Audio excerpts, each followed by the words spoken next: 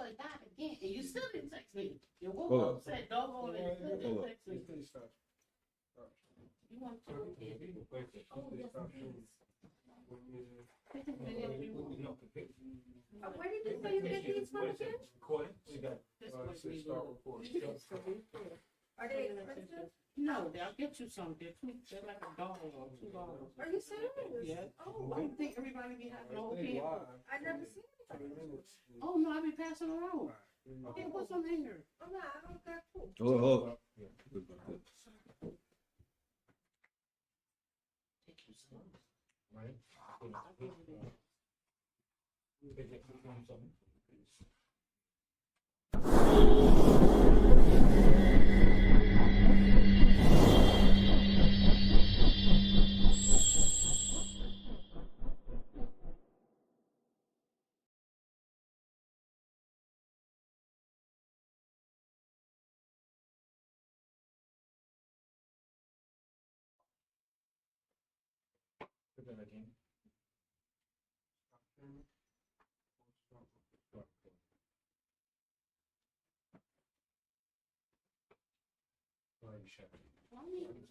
Good. All right, shalom. Shalom to the remnant. Made it through the day. It's a spot. The class we're going to do today is Psalms 22. We're going to get a little understanding of Psalms 22. The reason that we're doing this is because there's some hidden jewels in Psalm 22 many people may not know about. So we're going to start at 22 and 1. Just need someone to read, and I'll read behind you to make sure the message was clear. Psalms chapter 22 and verse 1. Whoever wants to read, whoever got that. The book of Psalms, chapter 22, verse 1. Mm-hmm. My God, why hast thou forsaken me? Why art thou so far from helping me and from the words of my roaring? So right away we hear David making a cry, my God, or Eli, Eli, why have you forsaken me? And from the words of my roaring. So right now, what David is doing is prophesying. Because when you read down through Psalms 22, we realize this did not happen to David. David did not go through these things. However, the spirit that's in him is causing him to speak these words, right? That's in Matthew 27 and verse 46. I'll read the precepts. So Matthew 27 and verse 46 is the precept to Psalms 22 and 1. Matthew 27 and 46. And about the 9th hour, Yashayah cried with a loud voice, saying, Eli, Eli, lama sabachthani.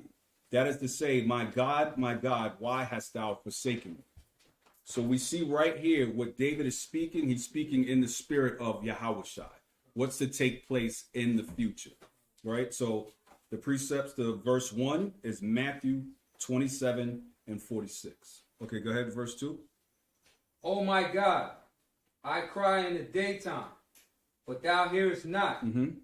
In the night season, and am I not silent? So he's crying. So he's crying out to his father, but he's saying, you don't hear me, right? So what's happening to him now, right? He has this spirit, but he's also in the flesh. So panic is setting in, right? So now it's being caused pain, and now he's going through what people go through. When something harsh happens or some sort of trauma comes, all of a sudden they feel disconnected and they feel like they're not being heard in their prayers or otherwise. So now he's crying out to his father from the pain that just came from him. Go ahead. To him, rather. Verse 3. But thou art holy, Mm-hmm.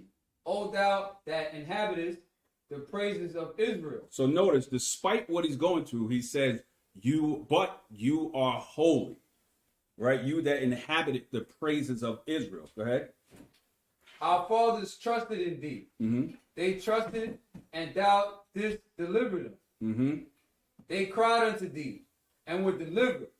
They trusted in thee, and were not confounded. So he's saying, no matter what went on, they cried and trusted in him. Think about how much spiritual strength that took to be suffering, and then to have that realization, our forefathers relied on you. Or forefathers, you didn't confound them. Everything they needed, you gave to them. In the midst of his pain, in the midst of dying, that's his thought process. And this is the same thought process he wants us to have when these things start to occur. So this is what's going on. You're seeing what's going on in his mind. Because I'm sure he's not speaking this out to the crowd. He's saying that within himself. Go ahead. Verse 6.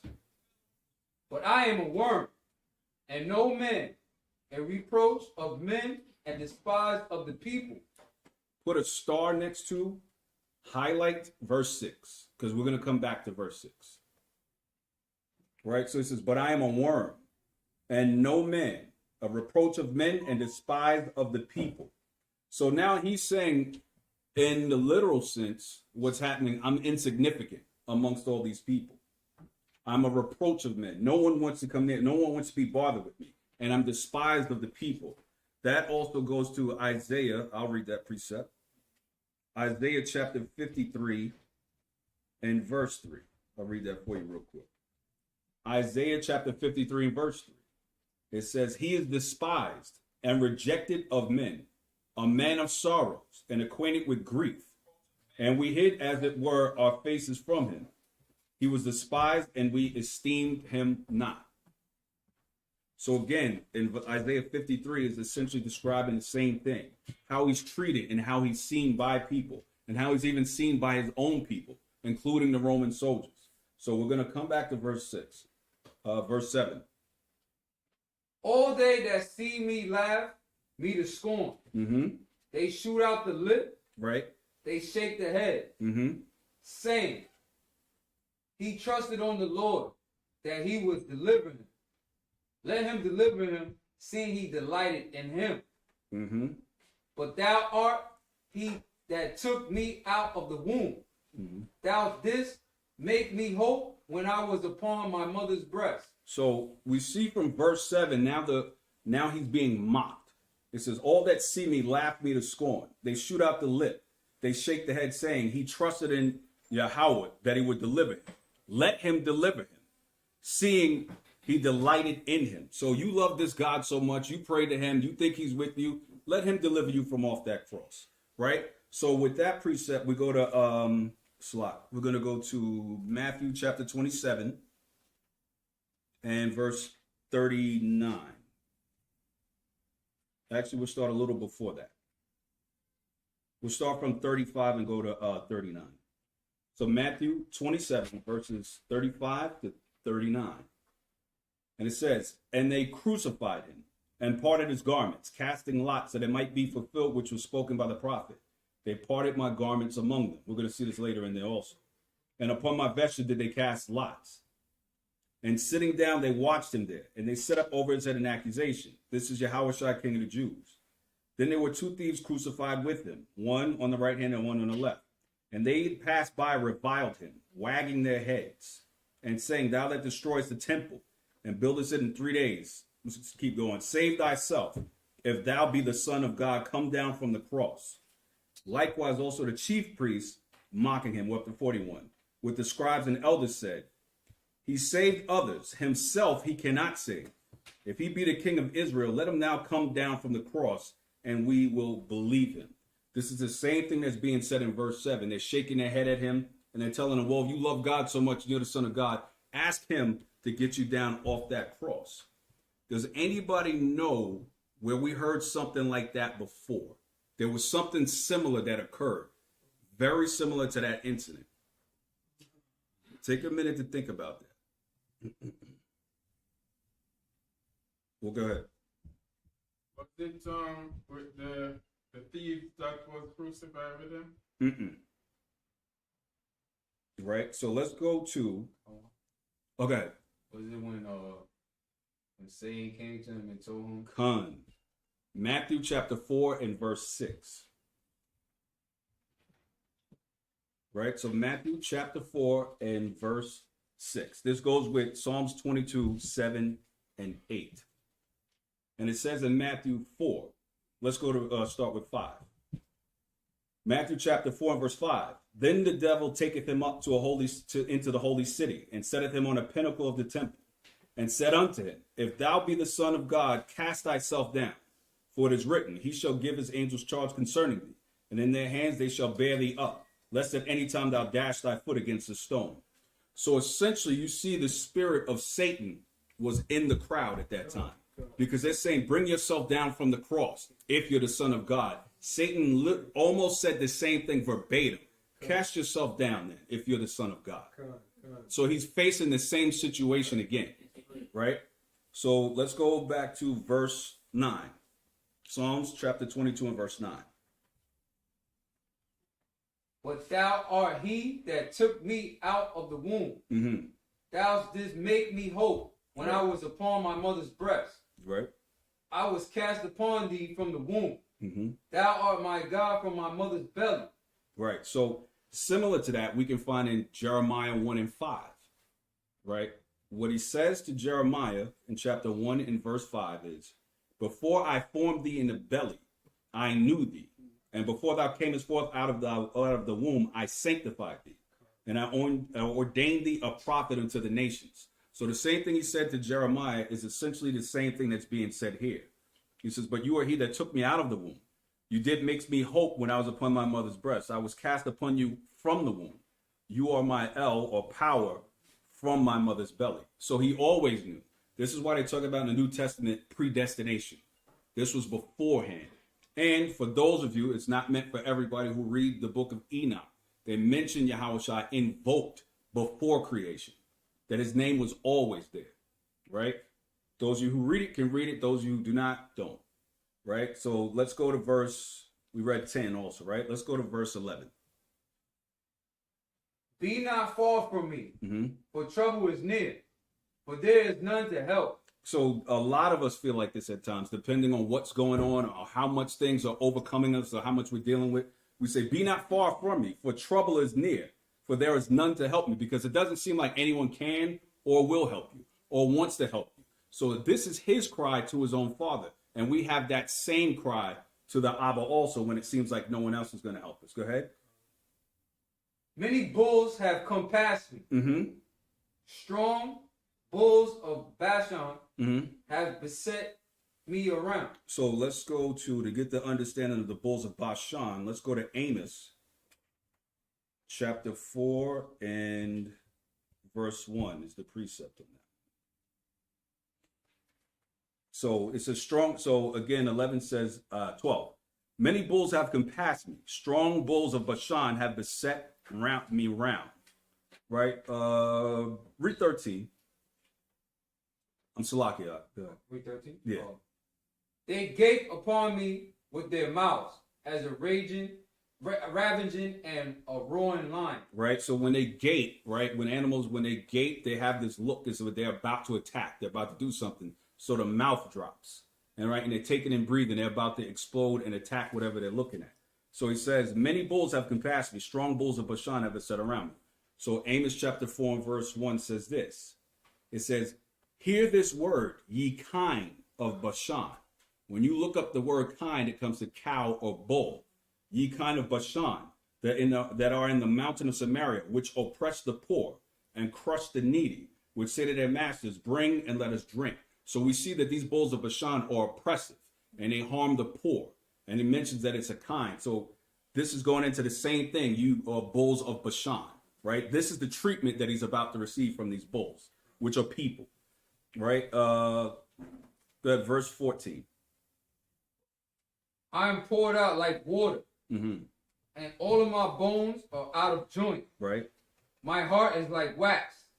It is melted in the midst of my bowels. So he's saying, I am poured out like water. All my bones are out of joint, right? So he's up on the cross, so all his bones are out of joint from sitting up there for so long, right?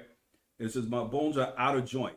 My heart like wax. It is melted in the midst of my belly. So think about the fear. Like when you have a deep fear, that fear goes from above and sits in your stomach. But the places, it's all your brain, but your brain feels it in your chest where your heart is. And that feeling shoots down. So he's saying it's like melted down to its belly, which is that deep-rooted fear that you feel, or that negative feeling that something is going to happen. Something is not right. He sees it coming, right? So let's go to verse 15. My strength is dried up like a potsherd, and my tongue cleaveth to my jaws, and thou hast brought me into the dust of death. So what he's saying is my strength is dried up like a potsherd. That's a broken vessel. right? So imagine a vessel that had water or had some sort of fluid in it, and then it's broken, and now it's down on the ground and it's dried out. So it says, my strength is dried up like a potsherd, and my tongue cleaves to my jaws, and you have brought me into the dust of death. So this is almost like dehydration. This is a form of dying, right? Because now his tongue is cleaving to the roof of his mouth, and you brought me to the dust of death. So he's giving you an idea of severe dehydration, of dying, of losing fluid, that he's at the border of death, that it's almost, at that point, it's almost like he's taken in dust, right? Let's go to verse, 16? For dogs have compassed me. Mm-hmm. The assembly of the wicked have enclosed me. Right. They pierced my hands and my feet. So notice, we know David's hands and feet were no point pierced by anybody. So he cannot be talking about himself. He has to be talking about somebody else, right? He says, for dogs have compassed me. Notice there's a colon after that, meaning the next line is going to explain it. The wicked, the assembly of the wicked have enclosed me. They pierced my hands and my feet. So if you've seen, like over the years, like in the 80s, there was a bunch of like wild dogs or stray dogs. They get together in a pack and they surround what they're about to kill or what's about to be their prey. So he's saying, again, just like the bulls of Bashan and the ravaging lion, this is the same thing that's happening. But let's get a precept for that. Let's go to Isaiah chapter 56 and 11.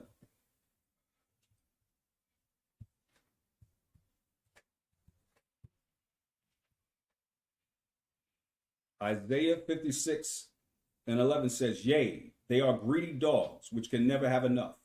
And they are shepherds that cannot understand. They all look to their own way, everyone for his gain from his quarters. So now this congregation that are around him are considered greedy dogs, right? And the shepherds, because we know at that time there were scribes and Pharisees that were also around him. They were asking for him to die, right? So all they understand is their own way. They're greedy for gain. So these are greedy dogs. That's one. Let's go to Jeremiah chapter 15 and verse 3.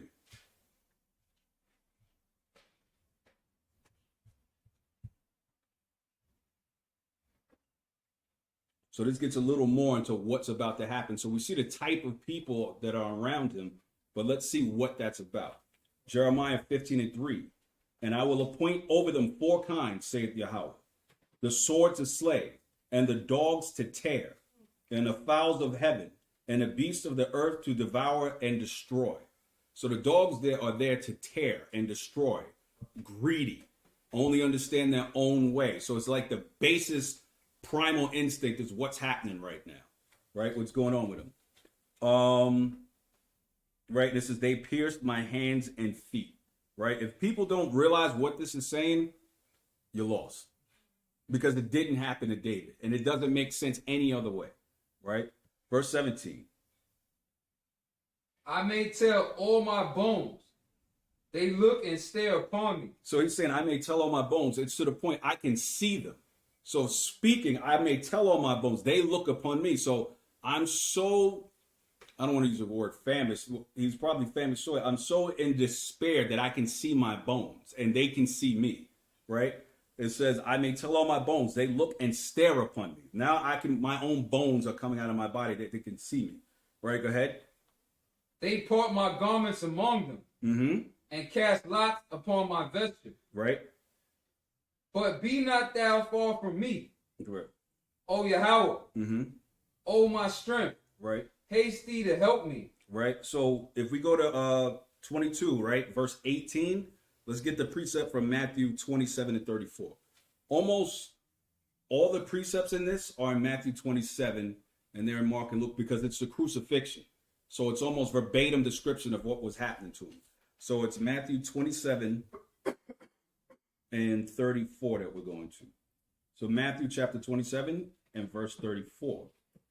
It says, they gave him vinegar to drink mingled with gall, and when he tasted it thereof, he would not drink. Verse 35. And they crucified him and parted his garments, casting lots that it might be fulfilled, which was spoken by the prophet. That prophet is David. And we're reading what he's saying. He said, they parted my garments among them, and upon my vesture did they cast lots. And we just read that. No one else has gone through this in the Bible verbatim, but the Mashiach, but Christ, right? You just read verse 19 as well, right? Verse 20. Deliver my soul from the sword, my darling from the power of the dog. So now he's asking him. So think about that. He knows what his father's will is. He knows what his mission is. But even then, he's like, if it's possible, deliver me out of this. So think about that. As such a supreme spirit that he has, that he comes into this body and he's overwhelmed by how much power this body has, that he can feel things he never felt before, that he's like, well, take me out of it because of how painful that is. That's how he can, it's cool. That's how he can relate to his people, right? So all the pain that everything that everybody goes through, he can relate to it. That's not a big issue. That's not. Don't worry about it. Right? So this is what's happening to him. Think about that. For him to have all that power and all that knowledge, that strike or that pain that they're putting him through pulls him right into that body. And then he's speaking at that point, speaking as a man. Deliver me from this. So this is why it's called the Son of Man, because he understands both sides of the coin. Right? It says, be not far from me, O Yahweh, my strength. Haste to help me. Deliver my soul from the sword, my darling. So because he loves him, my darling, from the power of the dog. We just read about the dogs, right? So now let's read about the sword. Let's go to Revelation 22 and 15. It's not recording anything, right? I don't know. What about the sound? The sound.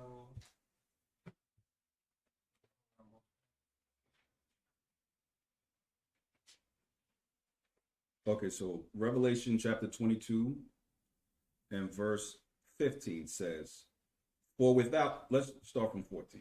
It says, blessed are they that do his commandments, that they might have right to the tree of life. So when you do his commandments and you keep the faith in the Mashiach, you have a right to it, right? And it says, and may enter in through the gates into the city.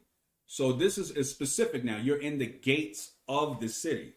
Verse 15, for without, outside of that city, what's up? Oh, okay, not a problem. Yeah. Want me to end it? You can hear, but you can't see. All right, I keep talking, just leave it. Okay. The water. It says, for without, so notice in verse 14, we realize that we are in the city. We're in the garden. You have a right to the tree of life. Verse 15, for without are dogs and sorcerers and whoremongers and murderers and idolaters and whosoever loveth and make a lie. So again, we see the dogs there, right? Let's go to Psalm 17 and 3. The next precept.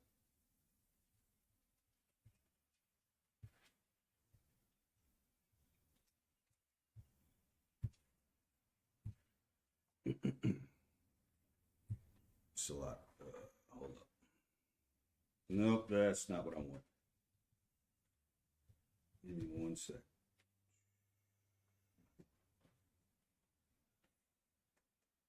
Mm, 17 and 13, Salak. Psalms chapter 17 and verse 13. So again, let's read that from Psalms 22. It says, verse 20, it says, deliver my soul from the sword and my darling from the power of the dog. So we read the dogs already. So now this is the sword. Psalm chapter 17 and verse 13. Arise, O Yahweh, disappoint him, cast him down. Deliver my soul from the wicked, which is thy sword. So the wicked is the sword of the Most High when he causes punishment, when death is about to come. He utilizes the enemy as his sword to dole out punishment. So in this sense, he's saying, deliver me from my enemies. Deliver me from the sword.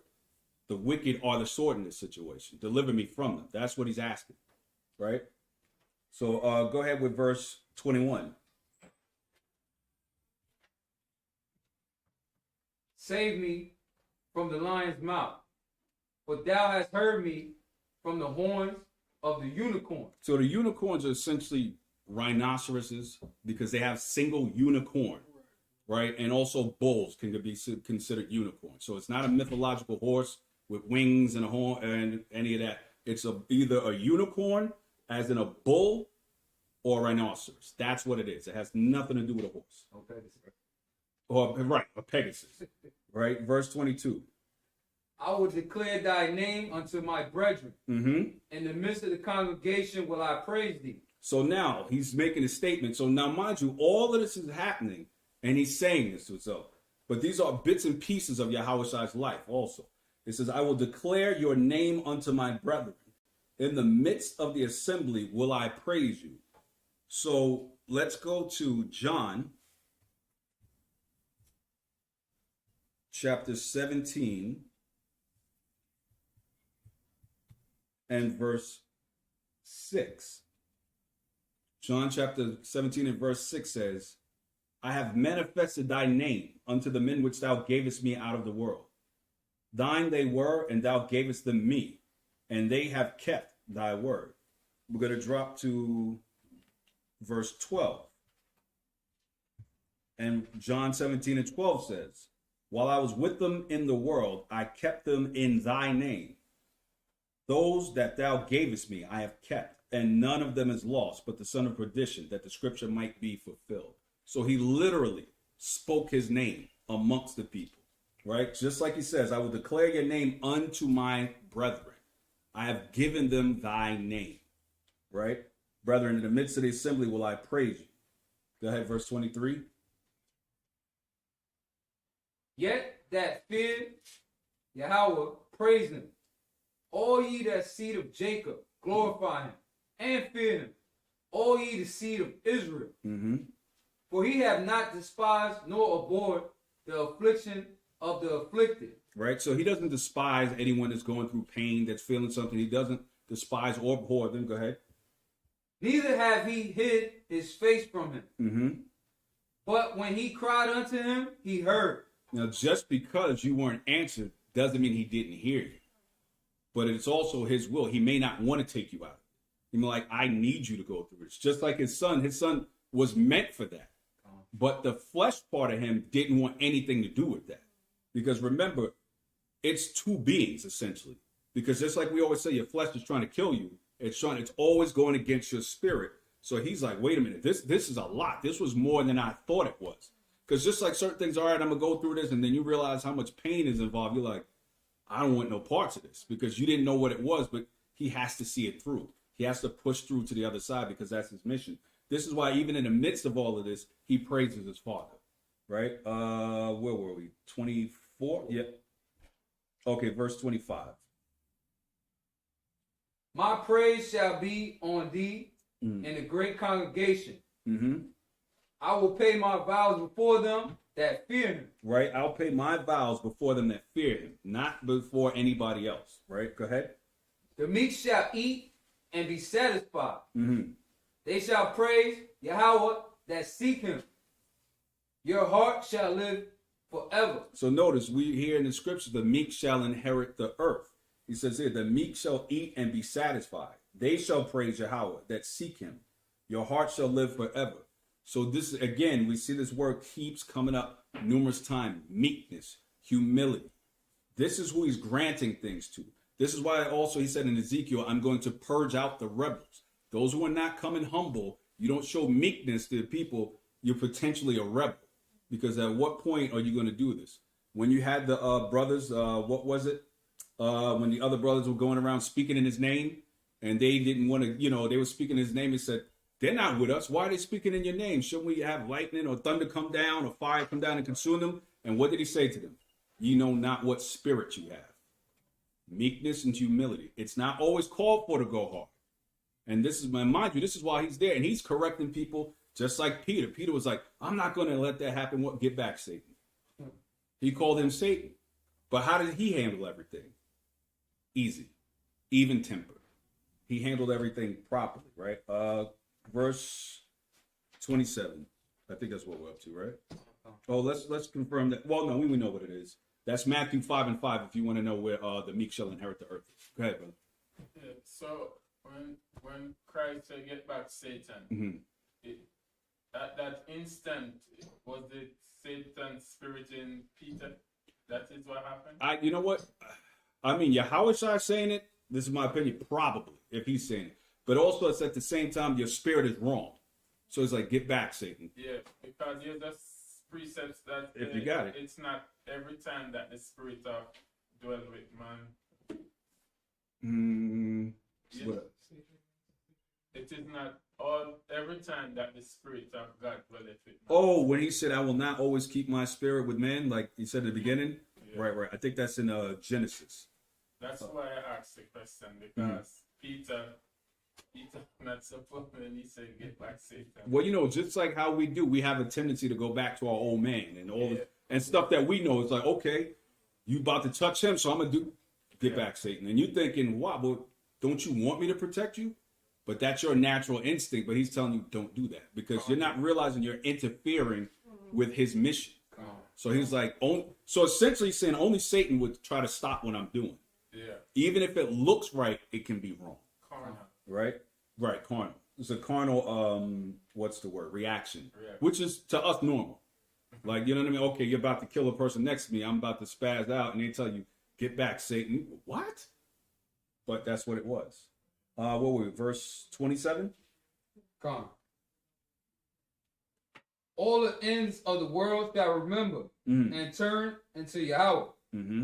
And all the kindreds of the nation shall worship before thee. Right.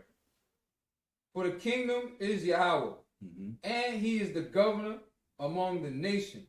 Mm-hmm. All that be fat upon the earth shall eat and worship. Mm-hmm. All that they go down to the dust shall bow before him, and none can keep alive his own soul. So notice it says, all they that be fat upon the earth shall eat and worship. All they that go down to the dust shall bow before him, and none can keep alive his own soul. So he's establishing his power that none can keep alive his own soul. But those that are fat on the earth, these people that he's talking about, these are the people that are in power, that have everything they need. They will go and bow before him. And notice it says that go down to the dust shall bow down before him. So let's go to Genesis chapter 3 and verse 14.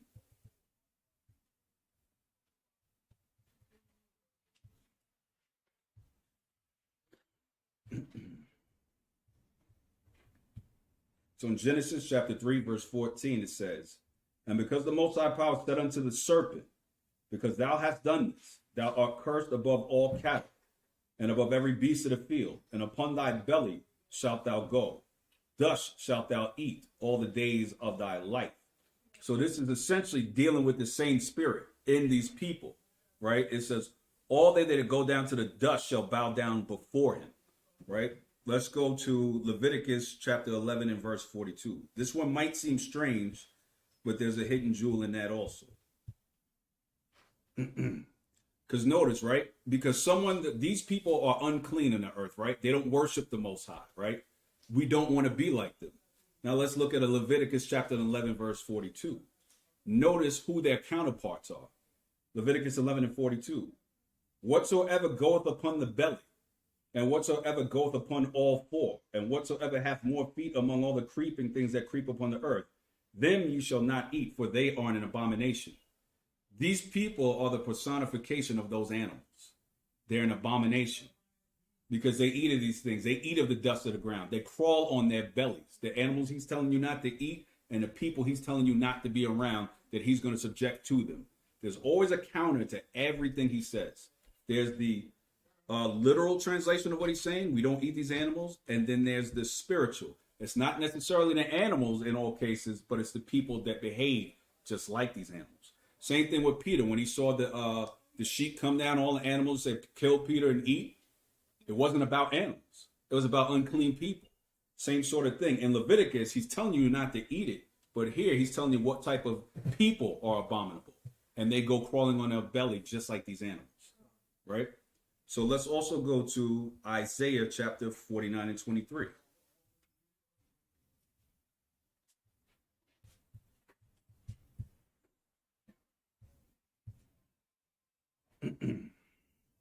We'll start at 22. Isaiah 49, 22 to 23.